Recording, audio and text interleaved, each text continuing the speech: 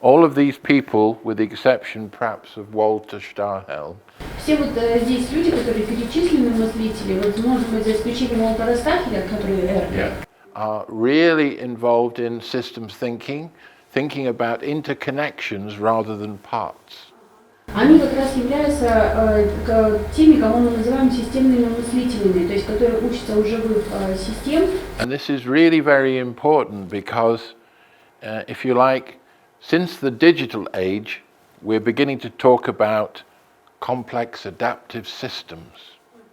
Это действительно важно, поскольку если мы сейчас обратимся именно к цифровизации, да, процессам цифровизации, то мы волей-неволей приходим к системам, которые называются сложными. Because that's how real world systems work. И это как раз то, что очень похоже, как вообще в природе все работает, динамические сложные системы. The world is not like a machine. Мир это вовсе не машина какая-то. It's much more like the economic system is much more like a living system. И экономика, она как раз гораздо ближе, чем механика к вот этим живым системам. Сама экономика напоминает то, что, как устроены живые системы. It's more ecology than mechanism. It's more like an ecology than a mechanism. Она больше похожа на экологию, чем на какую-то машину, да, или какую-то технологию. So you have to understand complexity science a little bit. You really do, to get the full picture of a И для того, circular economy. чтобы сегодня что-то, вот, действительно интересное там, продвигать, да, нужно понимать вот эту науку сложных систем. And this is what connects all of these people. И это как раз то, что понимали вот эти люди. They look at feedback-rich systems and maintaining capitals. То, как можно учиться у живых систем и поддерживать вот этот природный капитал, который мы обладаем. А мы сейчас name these people. Это Томас Лайль, это вот кого я советовала, это Уильям Макдоналл, Майкл Бронгер, это Гюнтер Паули, вот этот симпатичный, да? Так, Жанин Бенюс, биомимикрии. Это Эймери Хантер Лоуренс, концепция естественного капитализма, и вот Уолтер Стахель с 3R инициативами, да, и из давних времен это Грейдель, который основал именно промышленную экологию понятие. So this is an enormously rich background literature for understanding circular economy. Для того, чтобы понимать циркулярную экономику, то есть уже достаточно большой объем литературы существует, то есть накопленных знаний для того, чтобы в этом разбираться. And it is optimistic. It says it can be done. Они все говорят очень оптимистичные, внушающие такой позитив, вещи, которые внушают надежду. And the key thing they say is that this is an economic opportunity driven by innovation. И еще ключевой один из важных моментов – это экономические возможности, которые экономика, just say it again, экономика. It's an economic opportunity driven by innovation. Экономические возможности, которыми движут инновации. Because this is not about saving the world. Это вообще не про сохранение мира, спасение мира, вообще не про это. We can't save the world. Мы не можем спасти мир. We don't own it. Мы не обладаем вообще-то. We just are part of it. Мы только часть его. We can try and save ourselves. Мы вообще-то должны прежде всего себя спасать. And to save ourselves, Для вот это спасение we самих have to себя, design systems that fit with ecology. мы должны изменить дизайн того, как мы существуем на планете, как мы вообще действуем на ней, для того, чтобы... And I think this is very important. It isn't an environmental movement. Это не экологическое движение, это очень важно, это не экологическое движение. It's an innovation platform. Это инновационная платформа. Yeah, about redesigning production, consumption and exchange. Вообще изменении дизайна потребления, производства и обмена, распределения. So people don't ask me at a conference, oh, how did you get to the conference? You know, maybe I should walk from England or bicycle. Значит, люди не спрашивают на конференции, как вы добрались до конференции? Yeah, we're not angels, Мы вообще-то не ангелы, we're humans. And we respond very well to economic opportunities. И мы очень хорошо реагируем на возможности в экономике. So let's design them much better. Давайте тогда и обустроим их лучше, да, если сделаем их лучше. Yeah, it's not a guilty story. Это не история об обвинении кого-то в чем-то, да? That doesn't really work. We've tried that for 40 years. Oh, please behave better. Мы вообще-то занимались этим уже лет 40, да? Давайте будем себя лучше вести, давайте что-то меньше выбрасывать, может быть, хватит этих. Some people are very keen on that. Some people are very engaged with that. Но это не значит, что некоторые люди, они очень этому привержены, они очень этим вдохновляются. Look what happened with COVID. Давайте вот посмотрим на COVID. The economy shut down all over the world a great deal, yeah? По всему миру, да, были проблемы. How much did carbon emissions fall? И насколько упали выбросы углекислого газа? Do you know? Вы знаете? About 7%. На 7%. Globally. Глобально. So that was an experiment. Все себя очень хорошо в это время вели вообще-то. То есть можно сказать. That was an experiment in saying, what if we all did less? Что это как раз и был эксперимент того, что если мы все начнем делать меньше, вот мы его сделали. We were pushed into less consumption and less travel. И как раз перешли к тому, чтобы меньше путешествовать, меньше потреблять. And what happened? 7%. И что мы получили? 7%. In other words, the problems are far deeper, more structural in the economy. И проблема, она как раз более глубокая, да, более выходящая, так скажем, корнящую структуру, да, саму. Behavior change is okay, but it needs an economic system to be redesigned. И нам нужно изменить именно экономически, чтобы изменить что-то к лучшему, нам нужно изменить именно в экономической. Next slide, please. Oh, it's out of focus a little bit.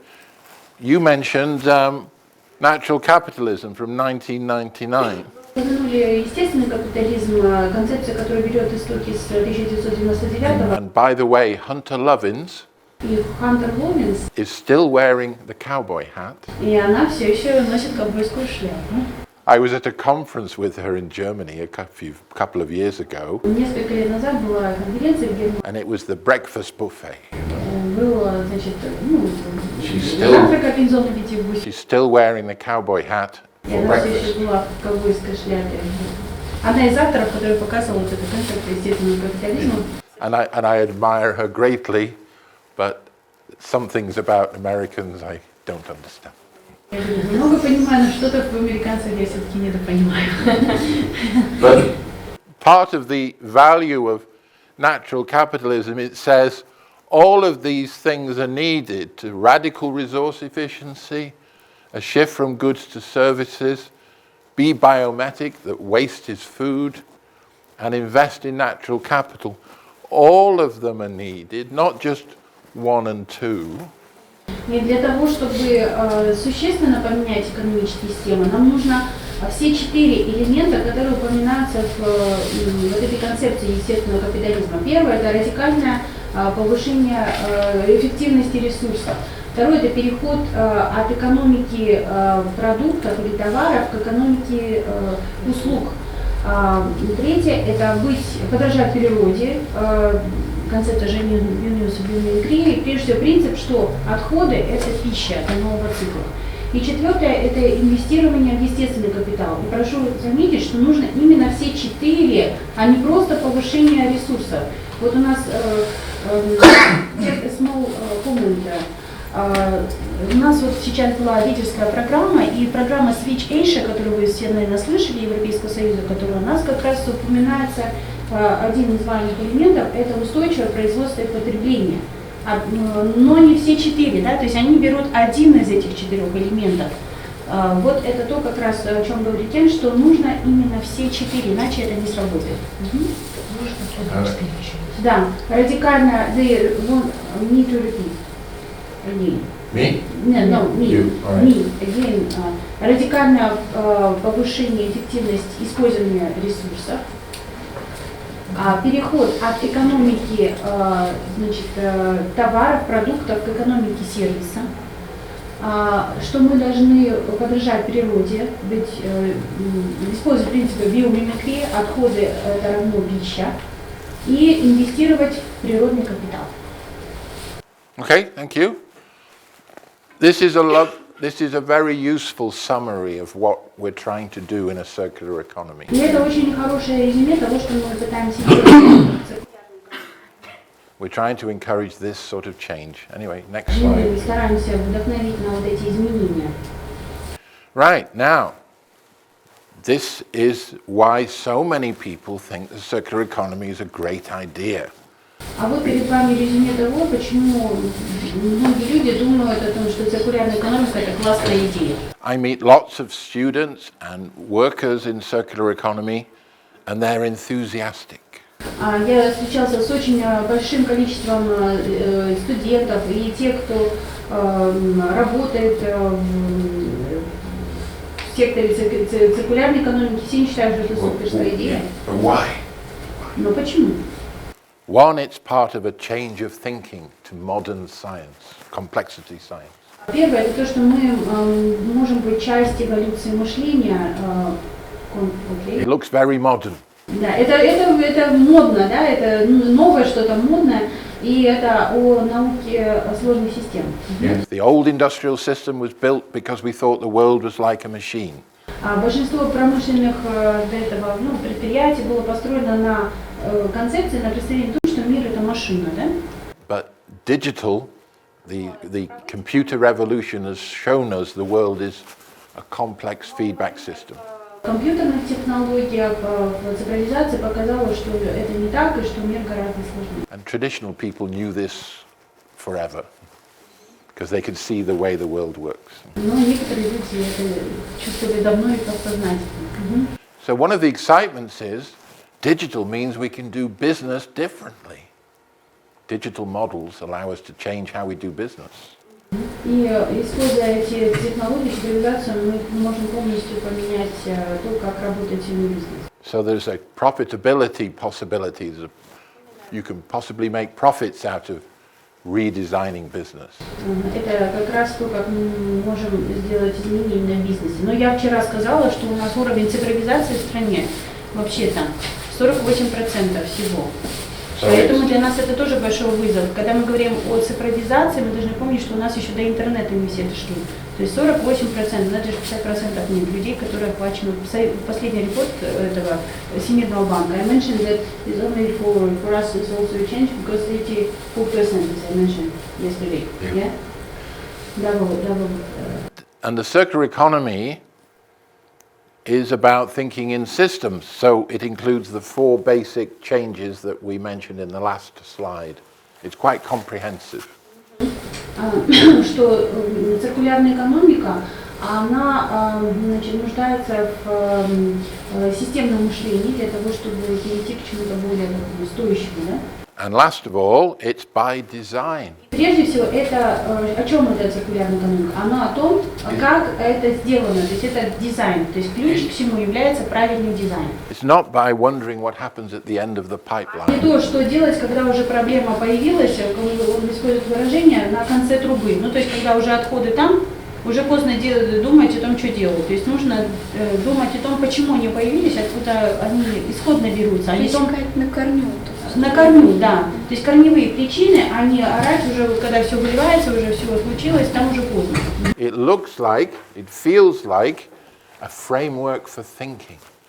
И это есть как раз рамки, да, для того, как мы можем мыслить. Yeah, modern science, a business opportunity. Наука, возможность для бизнеса. It's comprehensive.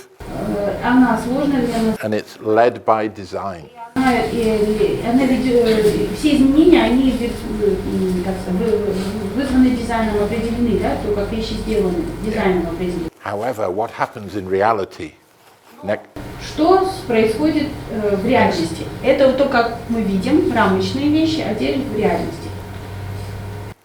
It becomes a digital tech-enabled resource efficiency. Значит, что из этого всего сейчас люди оставляют, да, если посмотрим там на политику, самое такое, значит, часть вообще игнорируется, и остается, допустим, что мы должны использовать технологии и цифровизацию для повышения ресурсоэффективности. So you can do some different business models. Комплексные системы про сложные вообще забыли.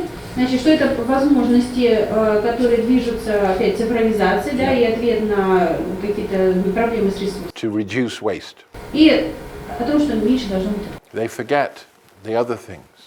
И все, остальное у нас благополучно теряется. То есть мы приходим к устойчивому производству и потреблению. And this is one of the tensions in working in circular economy between this one, put the slide back, you know, between the idea and the possibility and what most people do. Да, и вот у нас, говорится, вот такое есть как борьба или напряжение, да, в том, что мы настаиваем на том, чтобы вот это реализовывалось, да, а пока мы сталкиваемся с тем, что вот стараются вот так сделать, да, но это не то, что, на первое, на второе, не, это не то, что... It's a bit like choosing something wonderful on the menu. Это все равно, что в меню стоит что-то очень вкусное, красиво нарисовано, а потом ты получаешь по результату что-то совершенно другое. And you just get the worst plov you've ever had. Да, в общем, что-то стоит красивый плов, а потом какой-то ужас, что ты на тарелку видел.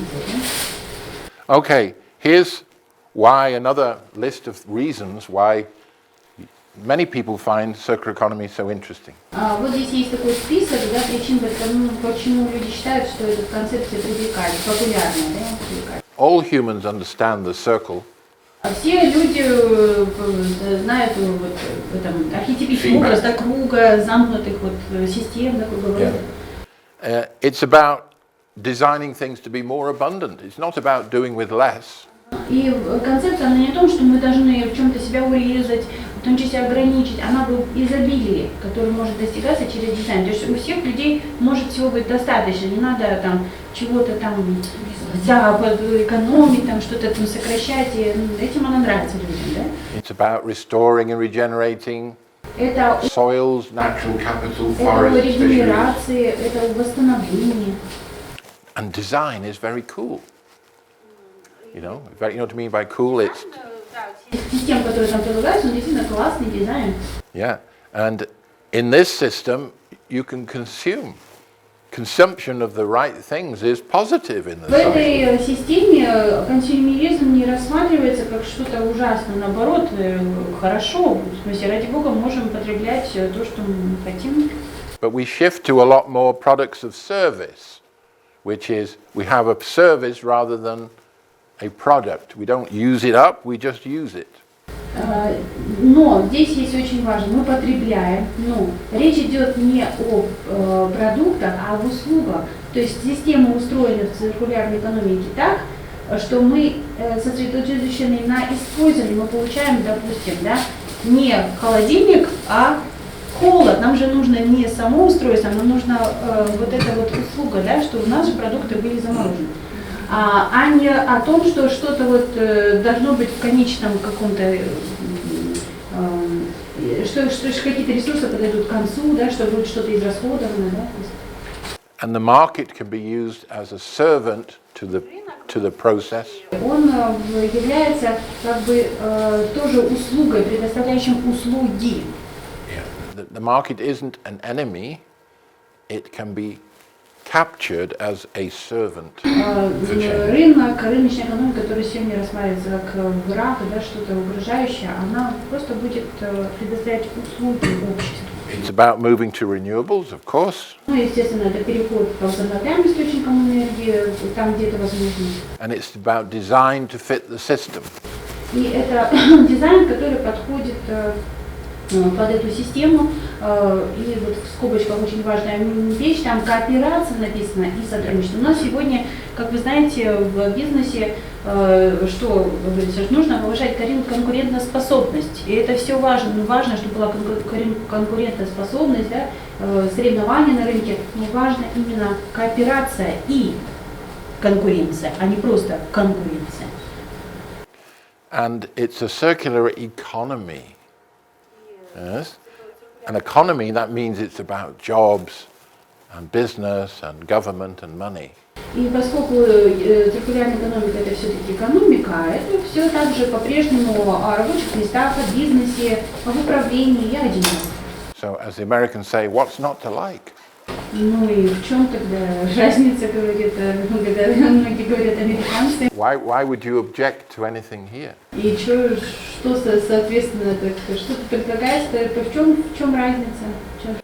So this partly explains why it has spread so quickly as an idea over the last 10 years.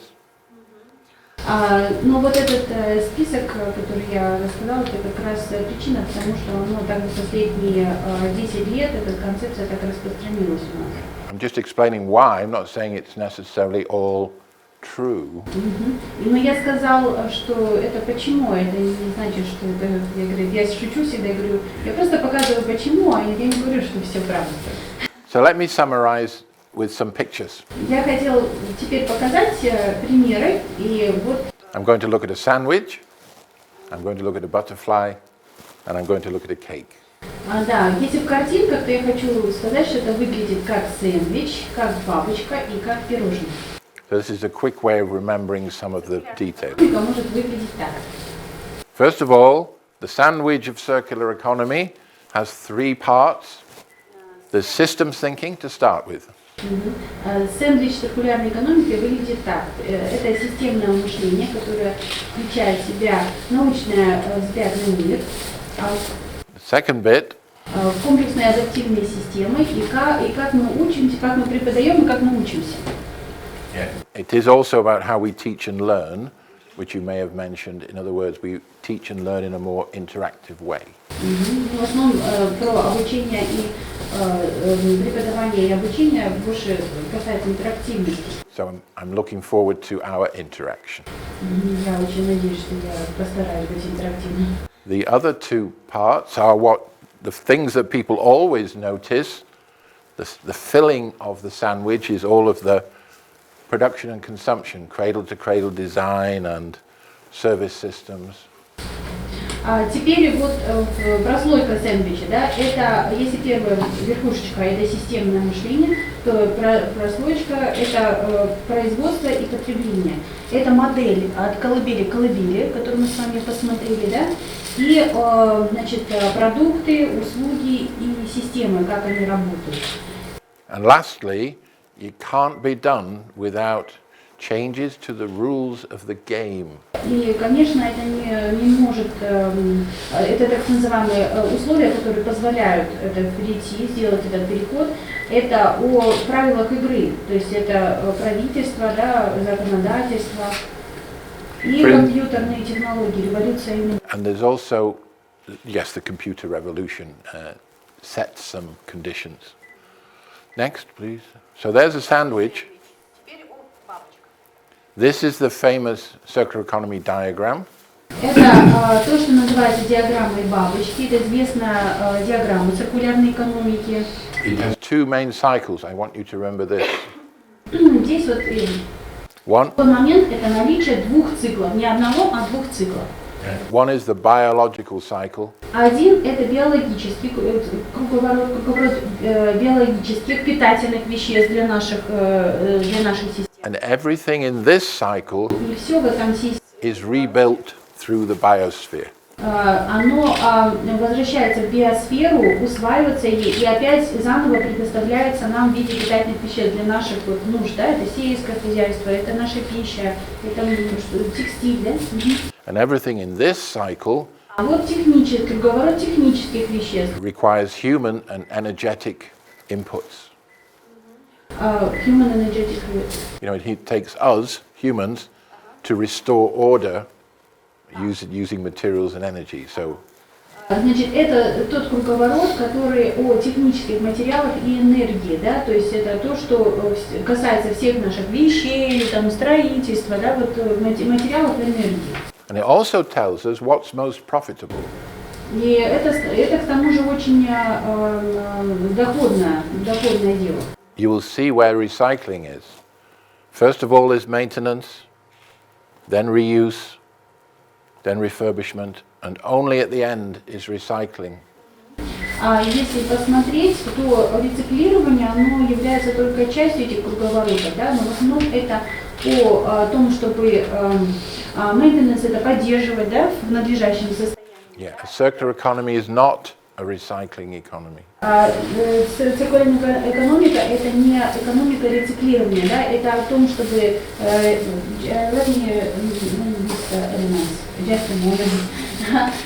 реюз это повторное использование, восстановление, да, это регенерация, и только в самом вот последнем месте это вот рециклирование. So, yeah, I will be in a minute. Yeah. Next, please.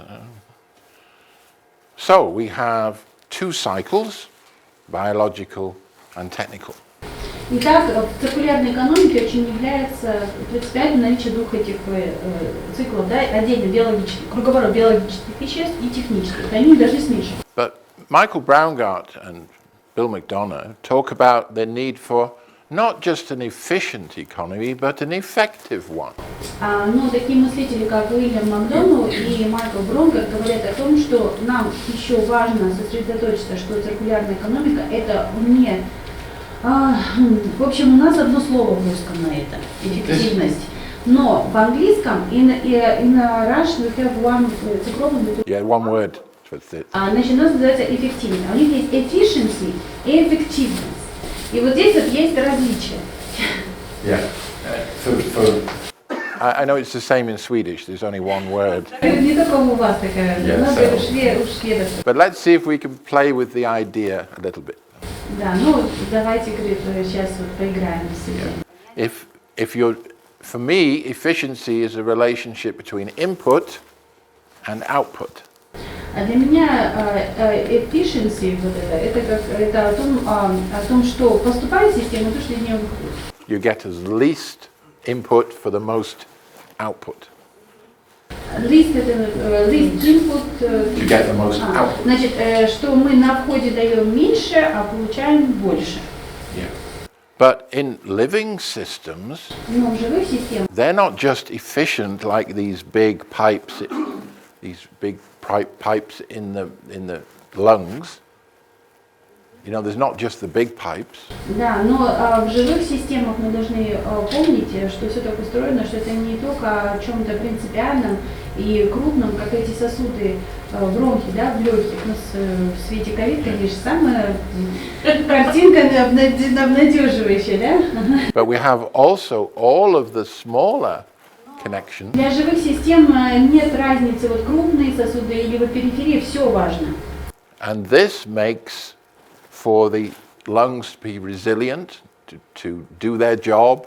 Чтобы легкие эффективно работали, все важно, чтобы они были более гибкие, resilient, это значит вот упругость, возможность отвечать на изменения, да, приспосабливаться. So this is where all the exchange takes place around gases. Та часть легких, где осуществляется обмен веществ, да, кислородом, насыщение кислородом.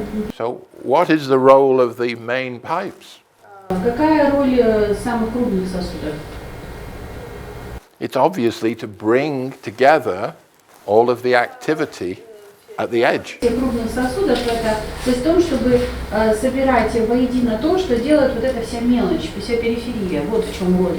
So an effective system has both the resilience and the activity in the periphery. И для меня вот эффективность, понятие эффективность, оно как раз про работу вот эту периферии, а не только вот этих главных сосудов. То есть большая часть для меня затрагивает, если посмотреть на вот эти определения, что это об оптимизации всей системы, а не каких-то ее отдельных частей, в отличие от efficiency. So you have that and the efficiency of the main pipes. И если мы сейчас то, что делается, это в основном изменения затрагивают вот эти главные сосуды, а периферию никто про это все забывает, хотя она составляет большую и важнейшую часть. And Gunter Pauli says that because we need to have an effective overall system, we need to add value with what we have, not just lower costs. И о чем нам говорит Гюнтер Паули, да? Тот харизматичный человек, да, с моей презентации, значит. Таким образом, первое и главное правило игры, которое необходимо изменить, это переход от все более низких затрат к все более высокому созданию ценности с использованием того, что доступно на местном уровне. Да? И он и работает как раз. This might be the huge informal economy in Kyrgyzstan. Это то, что мы называем в Кыргызстане, то, что мы называем неформальной экономикой. The big pipes are the bigger industries. А большие сосуды это как раз крупные, большая индустрия, крупная индустрия. To have an effective Kyrgyz economy, you need to integrate both satisfactorily. И для того, чтобы изменить ситуацию в Кыргызстане, ну и в другой стране тоже, мы должны работать на всех уровнях. So a circular economy has to work at all scales. Циркулярная экономика то, что работает на всех уровнях системы. Next one. So let's have a look at this adding value with what we have. Вот то, что я сейчас зачитала цитату, да, ничего не понятно, пока пример не посмотришь. Вот, давайте посмотрим. Here's a very common example. Очень общий пример, доступный. Most coffee is waste. Большинство кофе, это то, что мы употребим, это будут отходы. We only use the flavor. 99,8%. So 99.8% waste. Да, в общем, да, все из этого это пойдет в отход. Except for the people who drink it, it's heaven. Yeah. But in terms of materials, it's mostly waste. Ну и да. So, what can we do with it? Что мы с этим можем отходом делать-то? We can upcycle by growing mushrooms. Оказывается, что есть возможности из вот этого, то, что мы считаем отходом, на этом прекрасно растут определенные виды грибов. Mushrooms feed people. А эти грибы, они могут идти в пищу. The waste from mushroom growing can become food for animals. При этом то, что получилось от выращивания грибов, оно может идти на корм цыплятам. Then you might get biogas from processing that, and energy. Для производства, ну, соответственно, через биогазовую установку может использоваться, поскольку птичий помет наиболее. This is just the simple example of saying waste is really a valuable food for the system. Это совсем маленький пример, но на самом деле даже вот такие отходы, как от кофе, эти отходы, они могут стать пищей. So, new business, new business, new business, new business from the one thing. Выращивание, соответственно, грибов и разведение цыплят и биогазоустановки – это новые рабочие места. Если это не в одном хозяйстве, соответственно, для многих хозяйств. Самое интересное, что это уже работает по всему миру. Это здесь вот просто такая прикольная диаграмма, на самом деле все это уже есть. So let's look at a very big scale now, just illustrative. We'll just do this. So a circular economy, a good summary here. It's all good. It must be restorative and regenerative. Что все в циркулярной экономике мы говорим о том, что все восстанавливается, регенерируется. It has to work at all scales, big and small. Всех уровнях, от ядра до периферии.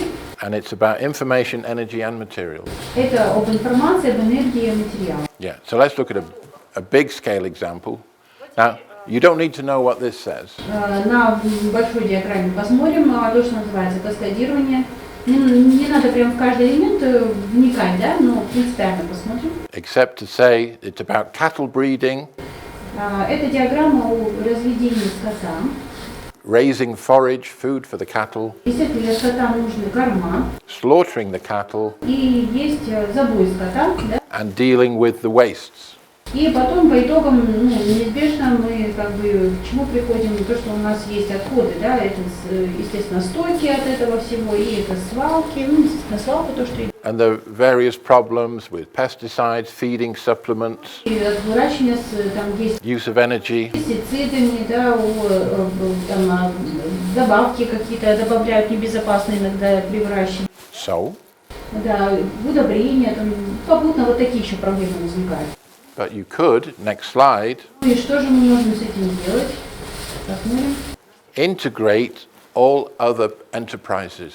Если мы интегрируем сюда дополнительные звенья, вот как показано на этой диаграмме, This is taking wastes, creating businesses, мы можем собирать все отходы от этого, небольшие бизнесы, increasing value in the system, повышать ценность, получать value — это ценности, получать доходы, ценности на каждом вот этом небольшом элементе, да, то, что называется отходы, все может быть. designing loops within loops. Да, мы строим циклы, мы строим круговороты или петли, да? For just one example is feeding, using maggots, from flies to decompose waste meat. Вот один из таких вообще таких немножко шокирующих для нас примеров, да, что на самом деле можно даже выращивать личинок мух, то, что мы называем опарышем. Which becomes a new food source for poultry and things. Потому что это прекрасный, оказывается, корм для птицы. The details don't matter. The principle is creating loops within loops, which are strong businesses. Таким образом, если мы возьмем в целом, это вот такая крупная индустрия, заготовка мяса, но мы можем строить более мелкие бизнесы внутри и полностью изменить дизайн систем. May I one second comment about maggots? Because it's shocking. Yeah? И вот по поводу, я сразу скажу, вот этих личинок, чтобы от этого нет, потому что это страшно звучит, какие-то опарыши, вообще кошмар. Но на самом деле вот в книге Гюнтера Пауля описывается, у них есть пример, называется план A для Аргентины. И они строят сейчас полностью вот такие кластеры, перестраивают свою экономическую систему. И вот эти личинки, оказывается, до того, как они стали мухами, если их вовремя поймать, это еще не только личинка, это еще и вода. Потому что куры, когда болеют, когда они вот свою воду загрязнят этими лапами, копаются там, да, если их кормить этой пищей, личинкой в обиде, они сразу поют и то, и другое. И куры перестают болеть, не надо вот эти антибиотики. То есть там очень много вот интересного. Больше скажи, что у нас в Кыргызстане уже есть такой мини-завод. Есть другой, который разводит кузнечиков с личинками.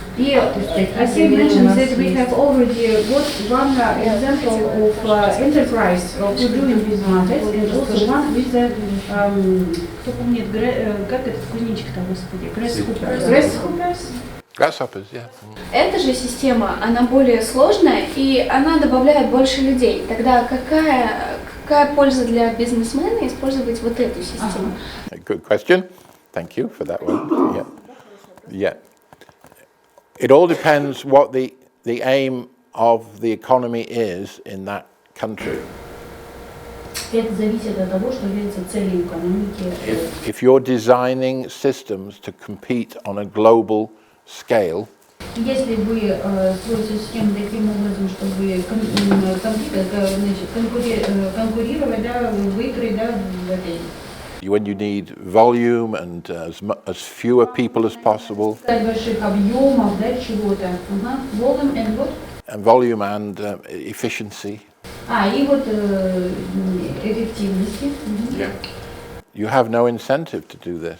You're right. Тогда нет, это не надо делать. Действительно, если целью является вот как во что бы то ни стало получить прибыль, да, то есть тогда нет, это не. Or at least you think you have no incentive.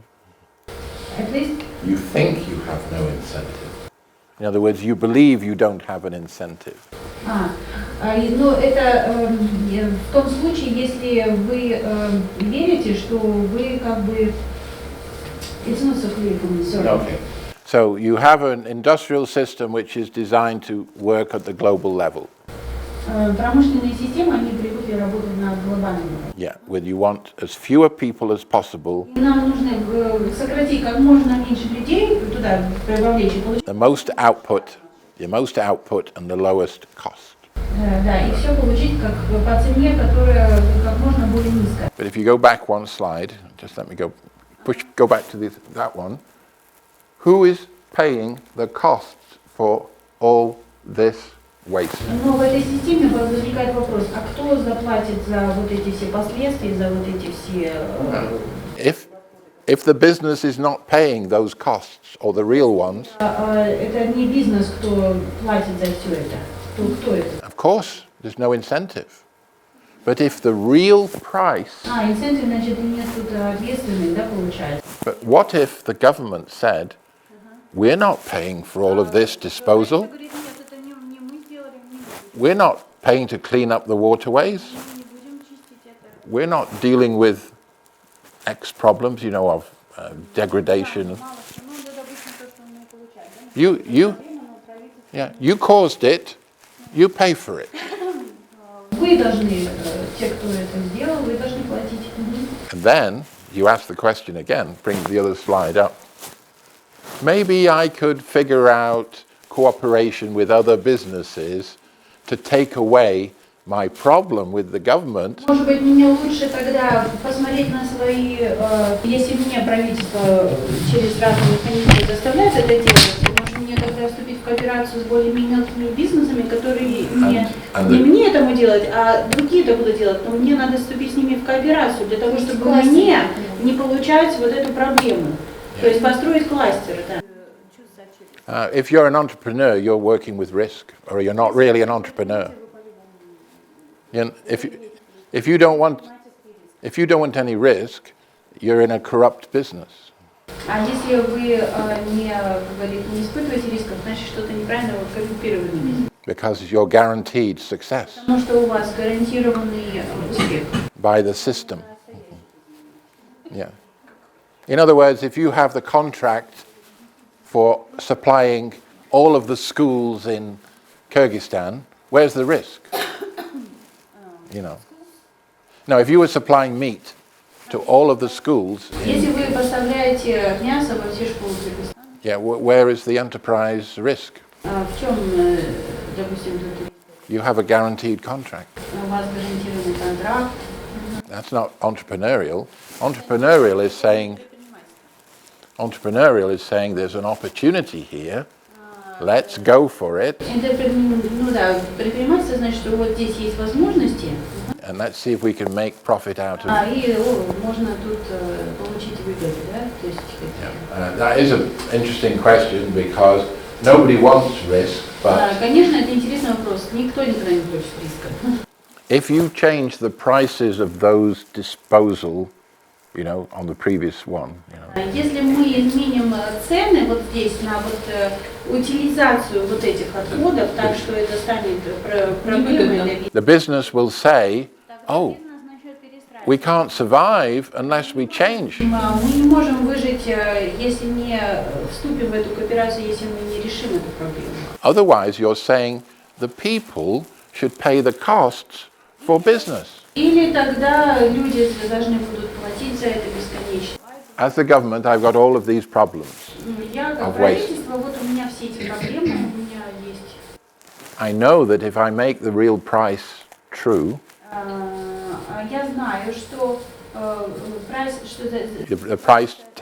price is if I make the price tell the truth, если я действительно устанавливаю такие цены на продукты правдивые, которые учитывают вот эти вот yeah, lots of people in business won't like it. большинству людям в бизнесе, которые работают, им это не понравится. But next slide. Lots of new businesses and the people might think, hey, there's more jobs.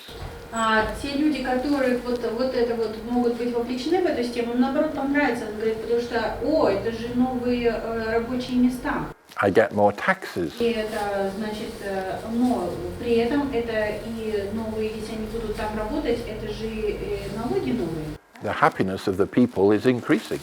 Это счастье людей увеличится, потому что у них хоть у них получится работа, источник дохода. And the economy is going circular. И экономика становится циркулярной. In the next section, I wanted to just go through a couple of other things. Yeah, we do have. Yeah, this is a lovely summary diagram, I think, about where we've come from and where we might be going. Вот в завершении своего выступления я хотела бы показать такую диаграмму, которая является разными людьми, о том, где мы находимся и куда мы идем. We can start down here. Мы начинаем вот отсюда, снизу. Речь идет о механистической линейной системе мировоззрения. The linear economy degenerates capitals. Линейная экономика, она ведет к деградации природного капитала. And what we did in past decades was try to say, well, we need to be green, a bit less bad. Десятилетия мы говорили о том, наконец-то говорили о том, что нужно быть более зелеными, да, то есть и менее less bad, то есть менее плохими, да. But it wasn't really questioning a throughput economy. It was just saying, make it cleaner. Если это резюмировать, то можно сказать, что все это было о том, что давайте сделаем это чуть чище. So it moved a little bit this way until we had 100% less bad. Двигались, да, в последние там где-то десятилетия, там чуть больше вернее, да, и подошли к вот этому пересечению, которое мы называем устойчивость, да. But the condition of the world today means that we need to regenerate natural and social capital. Но вопрос в том, что этого оказалось недостаточно, и то, что нам нужно сейчас, это регенеративная, восстанавливающая система. And as I've tried to say, we adopt a different worldview. It's not linear anymore. We take an ecological worldview where it's feedback rich, lots of loops. Которая предусматривает многочисленные вот эти замкнутые цепи, да, We move from restoring capital to a regenerative economy, which is built upon maintaining an enhanced natural and social capital. О том, чтобы поддерживать природный капитал в неизбирательном состоянии. There is also difficulty between the regenerative and restorative. Yeah. In Russian it's very same thing. Да. Вот когда мы говорим о ресторативности, да, restorative и regenerative, это очень близко, регенерирующий, реставрирующий, да. I can help with that. Да. Restorative means fixing what you have now. Значит, вот смотрите, вот когда говорим restorative, это значит нужно починить то, что у нас есть сейчас. Regenerative means enhancing, going further than fixing it. Да, а именно то есть вот допустим, у нас какие-то есть там отходы, все вот, чтобы это все почистить, это реставрация, да? Реставрация, то, что у нас было. А regenerative, это значит на будущее, то есть повысить этот уровень, да, этой экономики, уже не реставрация, а уже теперь про новые, то, что у нас было. Новый дизайн.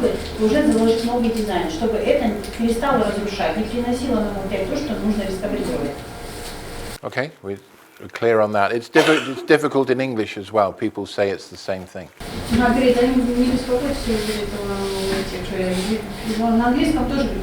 So ideally, the circular economy fits in this process. В идеале, конечно, циркулярная экономика у нас начинается вот здесь, вот, регенеративная. But some people just see it as doing less bad. Но многие думают, что это про recycle и что это вот там. А это не там, это вот где это. They think it's a recycling. Они думают, что это было рециклирование, но это очень далеко. This is by design, so there's a big difference. Это изначально другой дизайн, изначально другая, совершенно по-другому построена. Yeah. I think that might be. I'm just trying to pick something that would be appropriate for the amount of time we've got. People seem to like the examples, end of things. Можно пока вопрос? Да. Меня интересует просто, насколько вообще термин «зеленая экономика» он так, как бы, видимо, устарел, но он так хорошо юзается многими странами, вписан там в концепции страновые. А вот циркулярная экономика, она насколько быстро продвигается? Как вообще повестка меняется в мире? Yeah, we can do that. The question from myself is that we finally there's a situation when the green economy concept is so popular. green economy concept. Yeah, And yeah. finally, it's like distributed, used Yes, widely. used widely. Yeah. How it happened here in your part of the world? I mean, so what do you think? Well, what happened? It's happening in your part of the world. Yeah. What we've been involved in greening the economy for a long time, at least in discussions, and it has happened in the economy generally. But it would seem to be based on two things which are slightly strange. One is it was based upon what can the individual do. You know, it was green consumerism very often. You know, buy this, not that. Your choice, not that one. Потому что, да, и у нас это очень широко используется, да. И то, что он считает ключевым зеленой экономики, это в основном про у них это про консюмеризм. То есть покупай это, а не это. То есть покупай зеленое, а не другое. So that was one of the big things. It was about personal choice. Это о персональном выборе. То есть У них это вот как бы очень хорошо работает, да, Жень? Да, у них вот именно вот этот вот выбор, да, потребителя, да, он хорошо.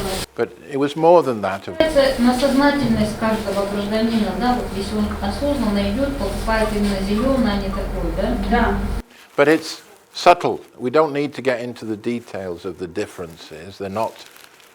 It's not like saying, you are this person, I'm different, but we're both human in a way. We have shared characteristics.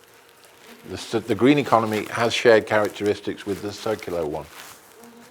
И проблема в том, что это уже настолько как бы уже вошло, да, что сейчас люди, у них такая мишень в голове, что зеленое, что циклическое, вот такое. Далеко не все это еще понимают. You can spend all day discussing the differences. Вот, да, можно, говорит, иногда день убить, чтобы наконец-то это все разделить, потому что все присутствует сразу. Yeah, I'm just going to go through a few slides that get towards examples to show a little bit more about the circular economy. Хотел вот сейчас показать именно примеры из бизнеса, как у нас это входит в нашу жизнь. I just wanted to point this little bit out here. It's a projection onto a building in Santiago. Это вот проектор Сантьяго, это значит вот такое выражение тут присутствует. And it says, we won't go back to normal because normal was the problem. Мы, говорит, не хотим возвращаться к нормальной жизни, потому что нормальное, то, что мы считали нормальным, оно и породило проблемы. Next slide, please. I won't worry about that. Well, you've translated it. Yeah. И вот ему нравится цитата, значит, которую вы видите.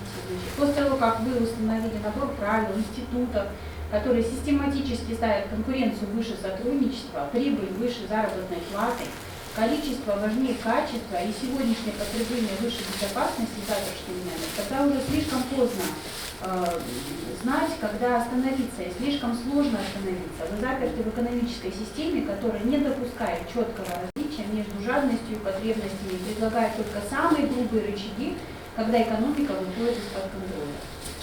So it's really tricky to make changes. It's really difficult to make changes. We know.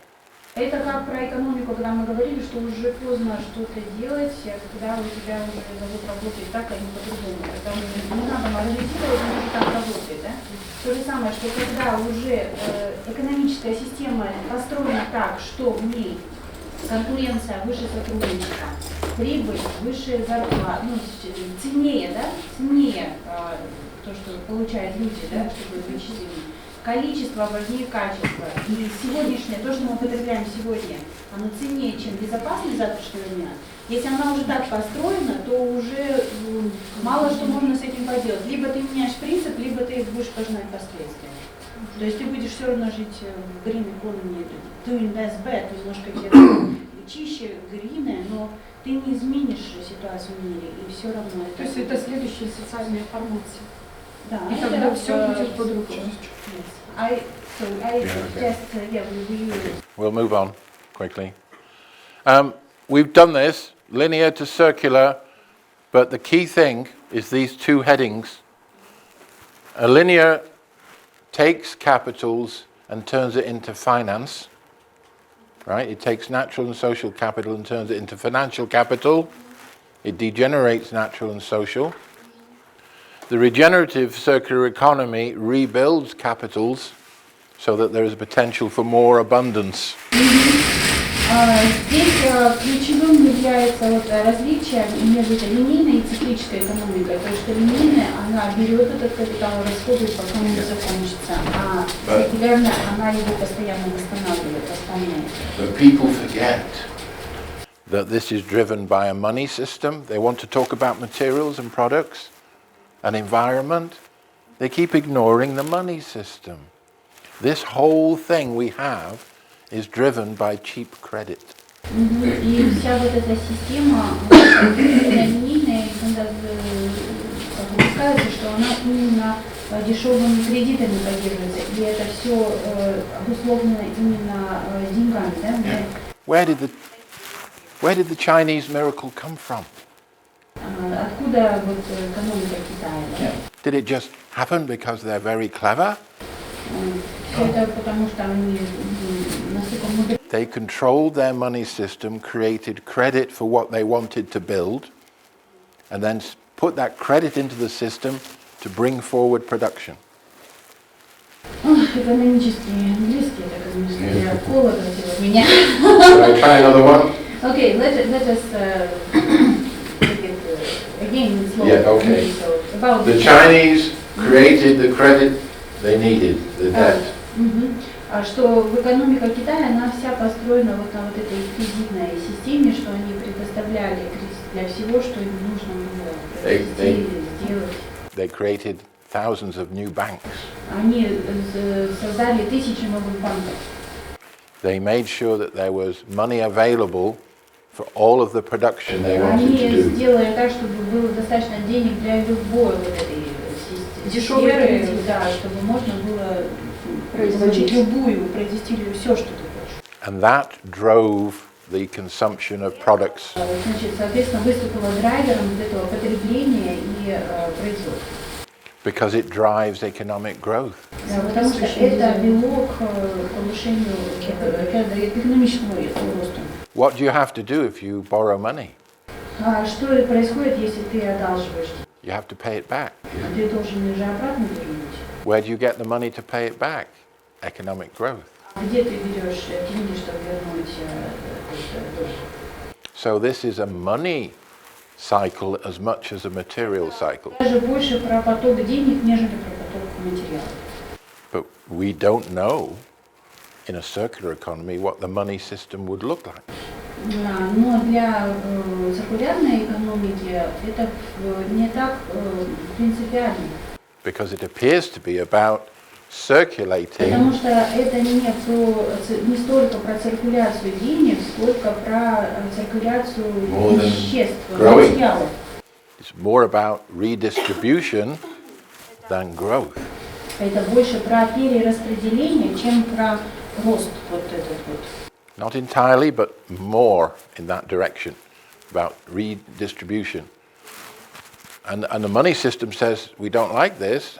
И, конечно, денежная система говорит, нам вообще-то это не нравится. So there are big questions about the money system for a circular economy. В циркулярной экономике это очень большая дискуссия про роль денег-то, собственно говоря. Okay, Про эти денежные потоки. we don't have time to go into that now, we'll just move on. So fossil fuels drive it, economic growth helps make sure we can pay back the debt. Если суммировать, что является ключевыми драйверами, да, что вот как сердце заставляет стучать, что заставляет эту систему вообще функционировать, это фосsil-фьюл-ископаемое топливо, это экономический рост, чтобы он ни в коем случае, вот GDP, да, такой должен вверх, и это деньги, денежные потоки. Чтобы брались кредиты, деньги опять возвращались, опять кредиты, опять деньги, кредиты, деньги, кредиты. Next, please. We won't worry about this. We know that fossil fuels are a huge part of what we are using, even when renewables are increasing. it doesn't solve that problem. Continue, please.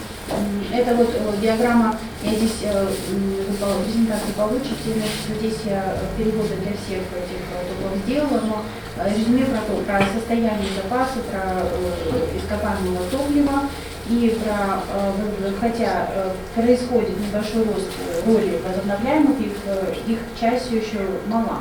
Ну, в смысле, доля, в общем, платит то, что энергия, которую мы получаем, она еще недостаточно. This is another way of saying we depend upon coal, oil and gas. Even if renewables are picking up, it's still a major problem. Notice the growth, particularly after China becomes more active. И следующая диаграмма, она говорит о глобальном всемом потреблении вот этой первичной энергии. И, безусловно, то есть для растущих, если ничем не будет ограничен дальше этот экономический рост, да, даже запасы угля и нефти, они, это все равно не решит, да, даже эти запасы в конечном итоге будут недостаточны для бесконечного роста. So the challenge is we have to improve people's quality of life without that, and that, if we're serious about climate. И если мы говорим о том, чтобы серьезно будем учитывать то, что мы сегодня называем изменением климата, мы должны прийти к перераспределению вот этого роли этих энергоносителей, да, и сделать их более-менее соотносимыми. То есть не то, чтобы что-то доминировало, да, то есть нам придется прийти к балансу между этими энергоносителями. So we've got energy, and we've also got, we mentioned it before, debt credit. Здесь мы видим диаграмму отношения долга к ОВП. Вот. И так, это наш... Кен, please comment about that. Yeah. Debt matters because you've got to pay interest on debt. Yeah? It's not mostly government debts, it's mostly private debts. Значит, здесь показано именно о долг, это не только долг, вот как внешний есть у страны, да, но это долг частного сектора, то, что присутствует во всех частях этой экономической системы, и этот долг, он растет во всех ее во всем этом пироге, да? Yeah. Let's look at China now. Have you heard of Evergrande? China? Yeah, have you heard of the company Evergrande? Evergrande, у нас есть компания китайская, слышали? It's the second biggest real estate business in China. Это огромная компания в Китае, значит, second. Because, and it has $308 billion of debt. В общем, больше 3000 миллиардов долларов долга у нее. Yeah, it's about to collapse. И она близка к тому, чтобы разрушиться. Yeah, 1.5 million people have paid deposits on apartments that they are not at the moment going to be able to build. И около 1,5 миллионов людей, которые сделали туда свои вклады, они потеряют свои сбережения. And so if there is a financial crash, Если произойдет этот финансовый this affects all countries. банкрот, то все страны. All countries, because the finance system is so interconnected. Тема же она взаимозависима. So we are trying to keep building the economy on more and all countries will suffer because the amount of debt is now so high around the world. Уровень долга в мире настолько велик, что если еще это добавится, это будет какой-то очередной виток. It's 3 times the size of the real economy. Вообще в 3 раза больше, чем реальная экономика. Вообще реальная экономика. В 3 раза больше, 320%. So we can't have the fossil fuels because of climate change, say. Мы говорим, не можем далее рассчитывать много на ископаемое топливо, из-за изменения климата, из-за выбросов. The world is loaded with debt. Мир перегружен долгом по-разному. Which means that the financial system takes a lot of the spending power out of the system. Значит, финансовая система напрягает то, что усилий, чтобы все-таки оставаться какой-то ликвидной, что ли, или все еще считаться финансовой. And we also know, next slide, please. We also know that there is pressure on mining materials. есть нагрузка на сырьевые ресурсы, на маленькое народное, да? We're getting more complex technology which demands more elements. Существует также возможности передовых технологий, систем для использования, да? And we've got a degrading biosphere. И у нас деградирует экосистема. This is doom and gloom. И все это, говорит о том, что, как бы тупик не за горами, да? But it's not when change happens. И вопрос, когда произойдет. Rather, it's not if change happens, it's when will it happen. И когда, или если. And if we don't want a circular economy, what are we suggesting? Хорошо, если не циркулярная, тогда что мы делаем? Because we continue as though, well, we can just do little changes around all of То this. есть теми, которые есть, небольшими изменениями, злыми, да, то есть как бы чище изменений. This will not hold up for very long. Но рано или поздно все это не выдержит. Now, we have this economy, we know that. Выглядит сейчас вот таким образом. Yeah. And some people think, С одной стороны, то есть ресурсы, рабочая сила, с другой стороны, driven by growth and debt, то, что управляется ростом, да, то есть как бы, чтобы рост чтобы это не стало продолжался. and our little efforts to change are this. И то, что мы сейчас пытаемся сделать в виде ресайклинга, это вот что. Yeah, so this is a recycling economy. Это экономика рециклирования, то есть то же самое, но с объездом, да? But it doesn't fix. Чуть-чуть мы себе создадим люфт времени, да? Yeah, it reduces it. Но по факту то же самое. It reduces it, but we're still driven by going as far as possible. И это все равно ведущим драйвером является вот этот безграничный экономический рост. Ken, tell the story. That was a diagram. Yeah, yes, the first one. This was a diagram that was produced by Tony Biddle. Значит, это вот Томми Бэттл, художник, нарисовал эту диаграмму. I told him it's a very nice diagram for the linear system. Для линейной системы он ему чуть-чуть доплатил, он нарисовал еще. And I said, can you draw me one? Can you draw me the next stage, which is a recycling То, economy? что мы сейчас, это вот это говорит, это вот мы сейчас вот здесь, да, может чуть лучше, Yeah. но вот говорит, все равно. So, in return for money, people will do lots of things. Да, Что там люди заходят, да? да, то есть она И вот по чё- поглощению природных ресурсов, вот у нас люди зашли, да? То есть часть продолжает же бизнеса также, то есть в бизнесе, то есть и промышленность также работает, как и здесь, да, на предыдущем вот они. А часть пошло вот через ресайклинг, где же тоже рабочие места. Просто их не так много, да, то есть вот ресайклинг, как мы говорим, у нас этих мануфактур всего ничего, вот она наша мануфактура, да. И вот там часть этих вещей, которые вот пытаются вот сюда, в эту систему вернуть, да. Yeah. So it's a beginning of change, but it isn't very significant. Но да, вот это начало изменений, но, к сожалению, оно недостаточно. So this is not the answer, this is part of the problem. Less bad is not good. Вот, проблема говорит в том, что less bad, чуть менее плохо, это не означает хорошо. Это то, что нам нужно. We'd have to go further. Now, very quick run through. Why is the... Stop. Why is almost everything a problem in production? Вот это в чем говорит проблема, собственно говоря, да, то есть почему они возникают, и почему вот у нас так все. What we do is we make things at a large scale, big factory, Если мы хотим, берем какие-то вот, достигнуть хороших объемов, да, вот производства, so the cost per unit is very low. чтобы на единицу, мы хотим получить хорошую же цену, чтобы она была привлекательна покупателю, да, это нужно большой масштаб. We're making a great big pipe. Мы of создаем большую такую трубу, да, для производства. So we have to sell again more and faster.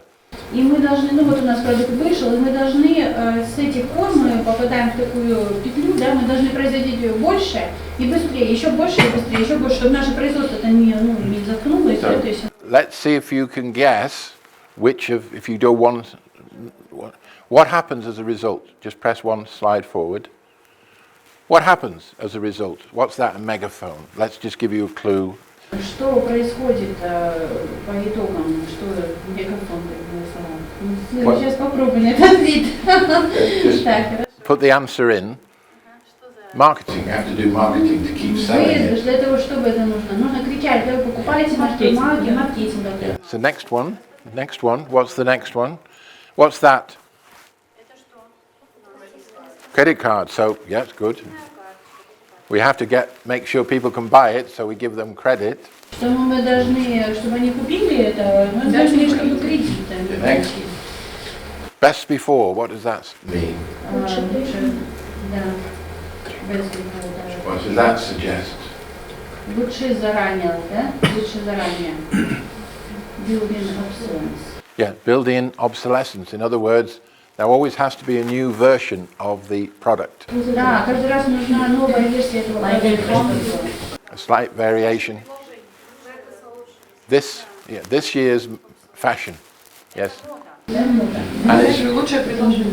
And it's also building in. They're not worried about the problem in the machine. It will break down perhaps after 3 or 4 years. Говорит, проблема не в самой машине, она может через год, там, 2-3. Because they've got to keep selling more. You know that. Нам нужно все равно это, не важно, что там за это, да, это лучше, что мы сломать, еще же будут покупать. Next one. New. Has to be new every year. Это должно каждый год что-то новенькое выходить, появляться. Keep going. Novelty, new versions. Next one. Новые версии, да, то есть это. Wonder what that is. Nobody gets that. Put it up. Yeah. They want to transfer the responsibility to the purchaser.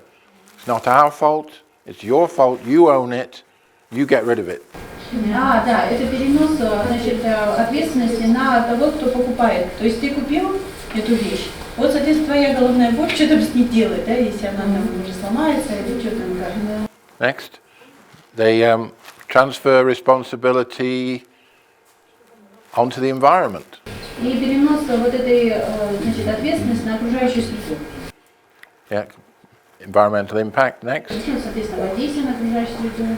This is Баланс. a balance. Wonder what that is.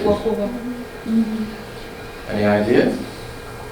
They have to have stable conditions. In other words, the politics in the country. Должна быть для того, чтобы все это работало, должна быть ситуация со стабильными условиями. There has to be stable for a while to get the money back from investing in the business. Нужно было эти деньги вернуть обратно в бизнес, да, чтобы все вернули кредиты, да. And they want to cut labor. They want to cut away at the number of people working. Да, и нужно время от времени сокращать количество рабочих.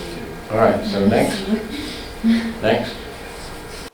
next. All of those things come from being a large scale. И все это порождается то, что мы называем экономикой больших масштабов. Isn't it? Each of these are a result of having to deal with more and more production. Которая рассчитана на то, чтобы все время на рынке пускать все больше и больше, быстрее и быстрее и стимулировать бесконечное потребление. So could we think about it a different way? Может ли это по-другому быть? Here's the summary. Да, может. Допустим, тут такие две цитаты. Это масштабы, сам факт продажи товаров, которые то, что создает проблему. Что было бы, если бы масштабировать и продавать товары, можно было бы... Так что, если бы масштабировать и продавать товары, можно было бы выиграть? Что это означает? What if we were now able to use digital technology to produce on a smaller scale? Что если мы будем использовать цифровые технологии для того, чтобы также производить товары, производить в меньшем масштабе, но с очень существенным изменением? Now, we're not going to sell it. Мы не собираемся их продавать. We're going to provide it for users. Мы хотим предоставлять их для потребителей, для тех, кто нужны эти функции. It doesn't matter if it costs more to produce. The producer gets the money back because it's not sold, it's used and used. Откуда будет получать деньги предприниматели, они будут не от того, что продали этот товар, а от того, что они будут бесконечно предоставлять в пользование и предоставлять, и предоставлять. Example in Schiphol Airport in Amsterdam. Ну, вот, допустим, аэропорт в Амстердаме. The lighting in lounge number 3 И освещение в зоне номер 3, отделение, is rented. оно вообще-то в аренде. The airport doesn't buy lamps. Им не нужно покупать лампы, они арендовали лампы. It buys lighting as Они a service. покупают освещение, а не лампочки. And that makes it cheaper for the airport И получается, что для аэропорта это выходит дешевле. and more valuable for the supplying company И более ценно для вот этой компании, которая предоставляет because эти the лампочки. supplying company doesn't sell on cheapness of the product, Они не должны быть зациклены в том, чтобы продать непременно вот эти дешевые лампочки. but how efficiently it provides light. Они должны заботиться о том, как они эффективно это Качественная освещение услуга. наладили. Качественная услуга. And so you can use less stuff И таким образом вы можете использовать меньше вот этих вот вещей, да, but provide a better service. но предоставлять лучший сервис. And both businesses make money. И оба эти бизнеса, и аэропорт, и компания, которая предоставляет лампочки, они получают прибыль.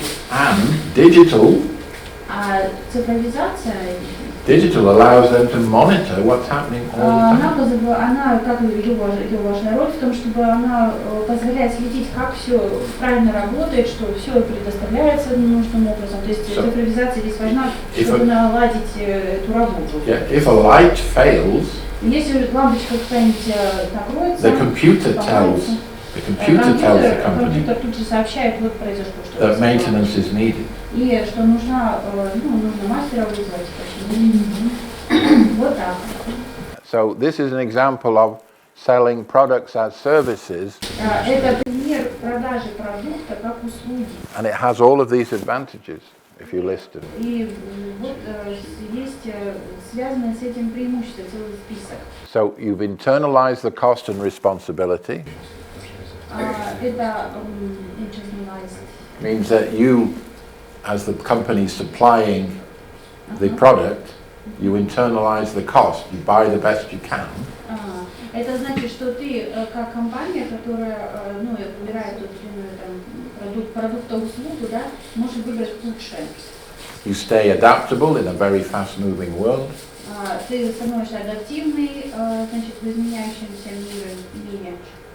There are always incentives to lower the cost of service because you make money on the difference between the cost and what you charge. Ты все еще можешь выбирать, да, по стоимости, да, соответственно, услуги продукта и улучшать это.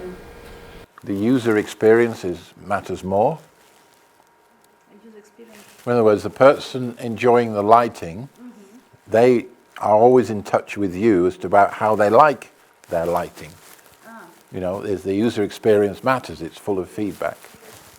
Да, ты все еще ориентируешься, да, на потребителя, да, что ему нравится, что ему не нравится, да, ты можешь это улучшать. Yeah, you get the point. I'm not doing all of them. You get the point. The point is, В принципе, то, что сейчас какие ценности у нас существуют, что ты должен работать с клиентом, то ты должен там отвечать спросу, да, то есть все это сохраняется, ты никуда не девайся, мы ничего не должны делать, так скажем, хуже или от чего-то отказываться, да? changing the business model does a lot for improving resource use, reducing it. Да, то есть у нас мы получаем то, что к чему мы обычно привыкли, потому что все как работает, но мы при этом сокращаем вот это использование материала, да, на который у нас больше нет возможности, да, тратить столько материала, изымать столько использования. And this is what's called design thinking. И это как раз вот пример этого, когда мы меняем не просто продажу продукта на продажу продукта услуги, да, это как раз пример дизайна. Yeah, it says, I'm in business. What am I in business for? Что что я вот в бизнесе, для чего мы в бизнесе? Is it to sell light bulbs? Это для того, чтобы лампочки продавать? Или Why does the customer buy light bulbs? а почему, то есть обязательно... They want light. Он же ему же нужен свет, а не непременно лампочки. So I will sell light, not light bulbs. Я должен продавать свет, а не лампочки. Это как у нас в старом мультике, помните? Резюме у кота Матроскина. Нужен не холодильник, а мороз, который он вырабатывает. Let's have a look at some examples. Мне кажется, здесь я что-то не понимаю. На самом деле в условиях такой неразвитости экономики, как у нас, много бизнесов организовано именно таким образом. Все дается на суд подряд. Поэтому у меня такой интерес к Кыргызстану есть. Вы говорите, настолько... Вот он сейчас это скажет. В принципе, все, что можно, сдается в суд подряд, потому что бизнес имеет ресурсов сами. Он говорит, вы удивительная страна, потому что здесь можно увидеть то, что... Я сижу и думаю, а может какой-то другой еще пример Нет, есть, кроме я ему об этом рассказала. И в конечном итоге, если ты сдаешь субподряд, как грубо говоря, лампочки, ты их не будешь покупать плохие, потому что тебе невыгодно бегать и бесконечно менять. стараются сейчас amazed Ken because he is your observation regarding car service late at night. Он говорит, вот то, что меня поразило, говорит, то, что меня поражает в Кыргызстане, да, с одной стороны, говорит, у вас такие вызовы, а с другой стороны, вы демонстрируете за счет вот ограниченности этих ресурсов, да, такие вещи, он говорит, я вообще не могу представить, я ехал, говорит, ночью, и вижу, автосервис еще, говорит, работает. У нас представить, чтобы автосервис в такое время работал, это просто нереально, да, там, или то, что там, как Асиль сказала, вот, то, что в аренду сдается, говорит, это просто чудесно, говорю, ну почему еще здесь очень много изучают все, потому что мы потом будем все возможные бизнес-процессы бизнеса, просто сейчас повсеместно, несколько лет уже идет тренд, просто откалывается от основной цепочки и отдается в подряд. Subcontracting, subventure, many, this is like a trend now in Kyrgyzstan, otherwise they can't survive. Yeah. They can't survive. Maybe we should become one of the examples in your book. Yeah. Okay. I wanted to get to just some examples. Yeah, that's fine. You can give people the slide set if they want it. А это вот про предыдущий, да, что про как это сеть прокомментировал, то есть доступ к этому предоставляется снова и снова, и здесь мы получаем привет. Yeah, вот, look at some examples. И вот здесь мы делаем перевод этого страшного списка. Да, вы извините, я стараюсь do my best, у нас, как сказать, некоммерческие и, как сказать, не поддерживаемые донорами мероприятия, у нас не было возможности взять профессионального переводчика, и even когда мы столкнулись, что нам переводят, нам переводили что попало, поэтому извините за какие-то нюансы. Да, мы вам все сохраним. Кроме того, разбираемся, у нас цель такая, что мы не мы вместе идем к осмыслению. Да? Так. This is the ideal situation. Это так, ситуация в идеале. Доход означает продажу, доступ во время от времени и реинвестирование, снижение стоимости обслуживания. Это про сервисную экономику сервиса. A lot of renting goes on which does nothing to save resources. Да, и это в основном именно про аренду этих услуг, да, то есть про аренду этих услуг, а не про материал. Yeah, so just now I don't know whether to mention this, but it's just a passing thing. Ну, здесь вот просто еще одна диаграмма, которая описывает 5 способов создания циркулярной стоимости. Здесь вот есть ссылка на Лесли, да, справочник по экономике закона цикла под авторством Лесли 2020. И наибольшие 3 способа, которые наиболее здесь важны, это совместные платформы, это продукт как услуга, то есть экономика сервиса, и расширение использования продукта. Yeah, the very big, all of the big consultancies are looking at circular economy. Очень многие сейчас агентства This one is Accenture. This one is Accenture, but PwC, PricewaterhouseCoopers, McKinsey, they're all looking at circular economy and business opportunities. Все вот эти крупные, значит, консультирующие агентства, такие как McKinsey, там, Спикер и его группа, вот они сейчас занимаются именно вот этим.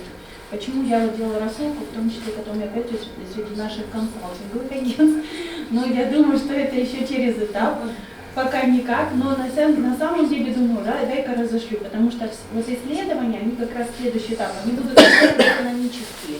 Для того, чтобы вот эти цепочки строить, должны поработать экономисты и экологи вместе, чтобы это построить, а потом это можно внедрить. Ну, как вы видите, у нас из консалтинговых агентств осеть, потому что я так и думала. Так. Right, some examples. This company from South Korea, это компания из Южной Кореи. it supplies not only the equipment, but keeps ownership of the heating and ventilation equipment for big buildings. Для больших зданий нужны системы отопления и вентиляции. Вот эта корейская компания, она не только продает это оборудование, да, постоянное, как-то продала и забыла, да, но она и предоставляет это как в аренду. Вот этот цех, а это их стоят установки, которые им предоставляют вот это отопление и вентиляцию. То есть они купили не оборудование, а сервис. А установки компания может потом себе заказать. Most of these systems are sold to a building, Большинство вот этих систем, они проданы. and they're usually over-specified. They're usually bigger than they need to be. Bigger than they need to be. Yeah, in other words, I'm an engineer, I want to sell you some equipment, but I don't want any complaints, right? So I make it bigger than it needs to be to heat or cool the building. Понятно, что, смотрите, получается, что иногда, да, когда мы там строим, да, или что-то там нам, какие-то действия, там, системы, да, то они иногда даже больше, чем нам нужно. То есть просто, по потребности. This company tunes it up much more carefully to the advantage of both the customer and themselves. Понятно. А за счет того, что они именно здесь именно профессиональные вот, инженерный состав задействован, они подберут именно тот объем, который нужен для конкретно твоего здания. Ты не будешь переплачивать. А так бы ты поставил, как оно есть, да, там смог ничего наладить, там не смог, эксплуатация, вот инженеры у нас в России знали. So it's a здесь тебе все, здесь они ответственны за это полностью. It's a win-win situation.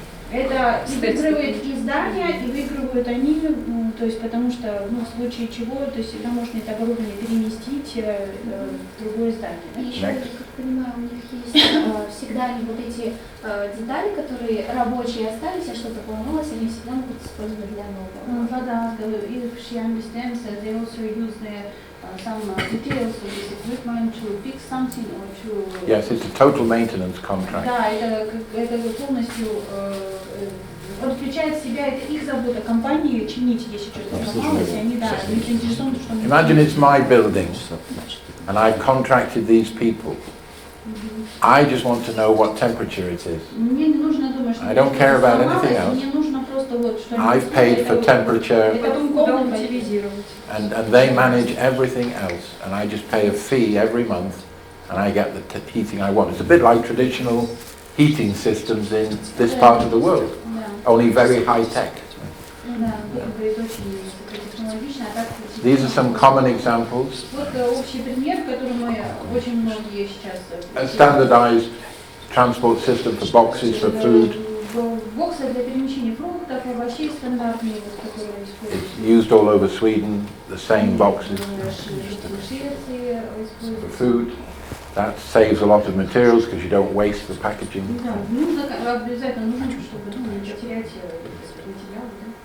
And next. И вот они тоже в аренду берут это не покупают ящики, они берут эти в аренду, эти ящики. Traditional tool library, you don't buy these tools, you rent them. Библиотека инструментов, то есть ты не должен покупать весь набор для своей мастерской, ты можешь тебе конкретно что-то понадобилось, ты взял и попользовался и вернул, как библиотеку книги. Do you know the drill? Okay, you might buy a drill. Yeah, and how long does it get used in its lifetime? 20 minutes. If you buy the drill, you will only use it for 20 minutes. Yeah. Тем более, что все время какие-то есть инновации, всегда может быть лучше. Yeah, if you're an average person. Next. This is strange. Business to business arrangement. Бизнес-модель. Clothes are moved around on hangers. Вот эта, значит, модель, вот эта одежда, она висит на вешалках. Yeah, and these cooperating companies all rent hangers from the same firm.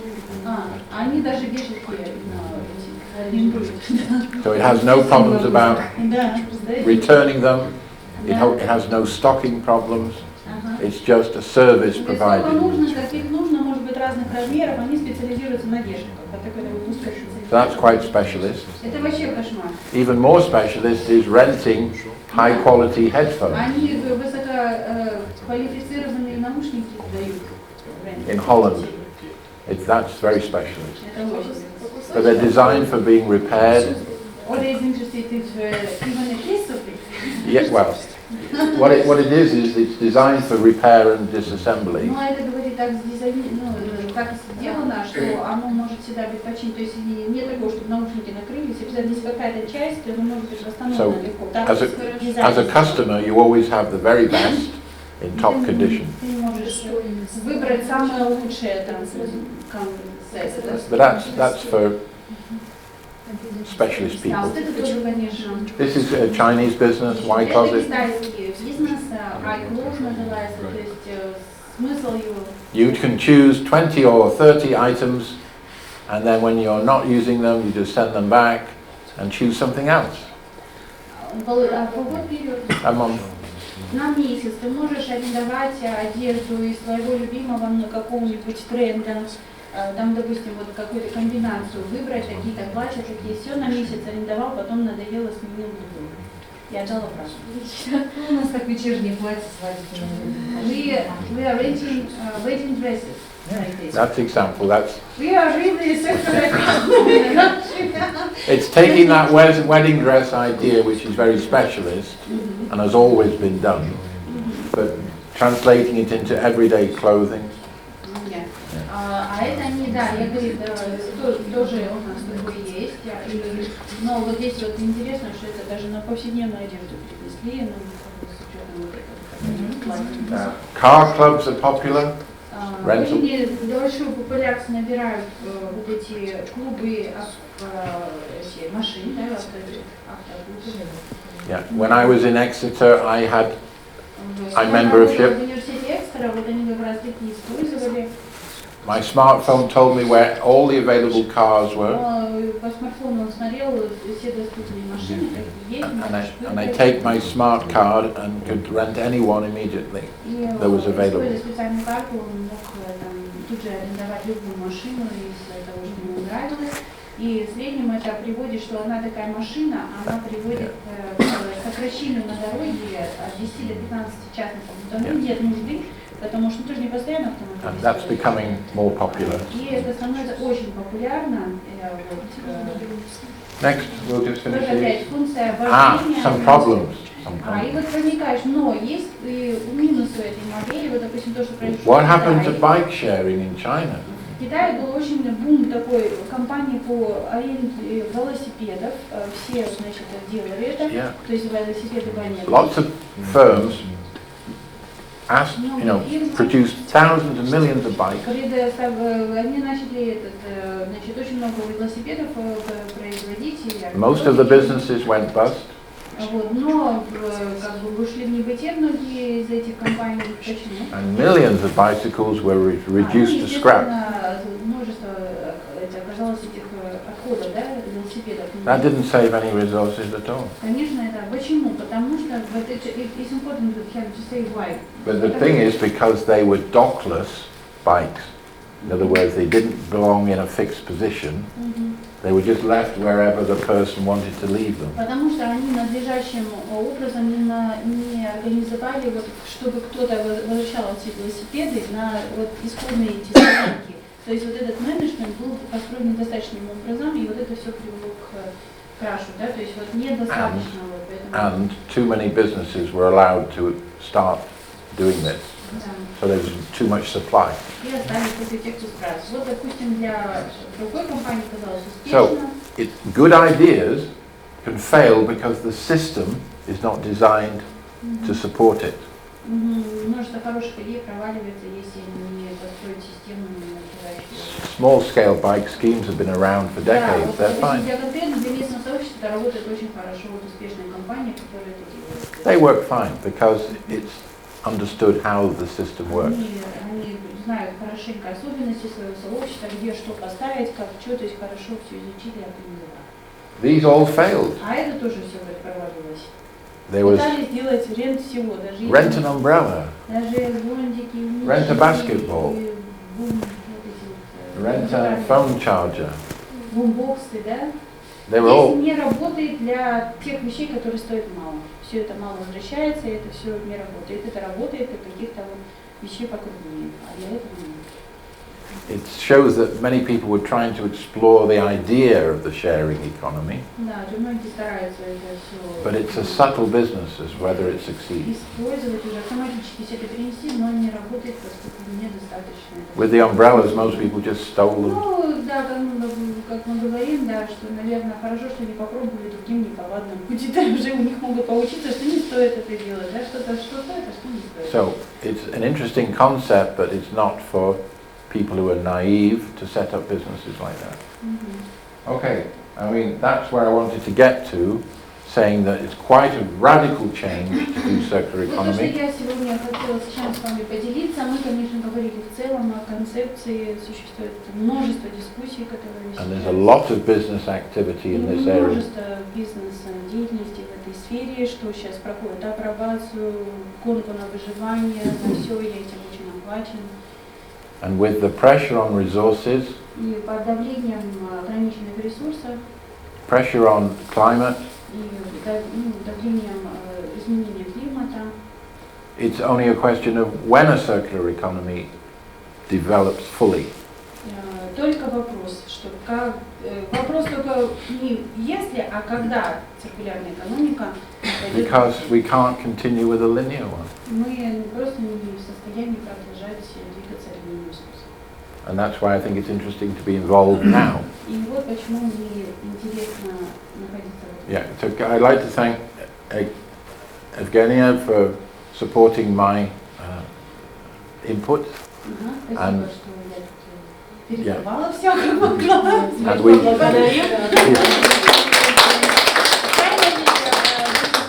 Because you came from other part of the world, and so you're ready to share this, and we are very encouraged by your interest to Kyrgyzstan, and so we are doing our best to do so. So it's under pressure of our money. Я сказала, что мы прежде всего ему огромная благодарность, потому что он приехал с другого конца света, готов с нами этим делиться, и нас вдохновляет то, что у него есть интерес к Кыргызстану. Я думаю, что этот интерес будет нарастать и в практическом плане.